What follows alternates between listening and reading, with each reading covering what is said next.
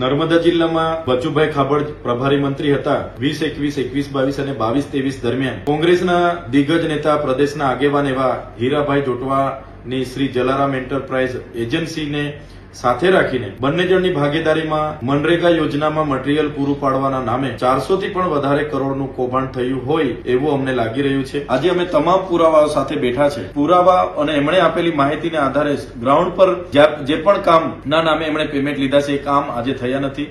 ત્યારે ભૂતકાળમાં પણ અમે તમામ સરપંચોને સાથે રાખીને એમના વિરોધમાં આવેદનપત્ર પણ આપ્યું હતું, પોલીસ અધિક્ષકમાં ફરિયાદ પણ દાખલ કરાવી હતી, પણ મોટા કદના નેતાઓ હોવાના કારણે જે તે સમયે એમના માત્ર નિવેદનો લઈને, અધિકારીઓના નિવેદનો લઈને ભીનું સંકેલી દેવામાં આવ્યું હતું। ત્યારે આમાં સ્પષ્ટ દેખાય છે કે જે પણ માહિતી અમને મળી છે એમાં કરોડો રૂપિયાના પેમેન્ટો ચૂકવાયા છે, પણ એ સ્થળ પર આજે કામ થયેલ નથી। આ 21-22 ની તમામ માહિતી છે, એમાં પણ દરેક પંચાયતોને લઈએ તો કરોડો રૂપિયાના પેમેન્ટો ચૂકવાયેલા છે, પણ એક પણ સ્થળ પર એ કામો થયા નથી। આ એજન્સીએ કોઈ પણ જગ્યાએ એક પણ ગાડી રેતી, કપચી કે કોઈ પણ જગ્યાએ રોયલ્ટી વાળા બિલો, જીએસટી વાળા બિલો મૂક્યા વગર પંચાયતોના નામે કરોડો રૂપિયા સેરવી લીધા છે। સરકારને અમારી વિનંતી છે કે આ એજન્સી શ્રી જલારામ એન્ટરપ્રાઇઝની જે પણ કામગીરી નર્મદા જિલ્લામાં થઈ છે એની જો તપાસ કરવામાં આવે તો 400 કરોડથી પણ વધારે કૌભાંડ બહાર આવે એવું છે।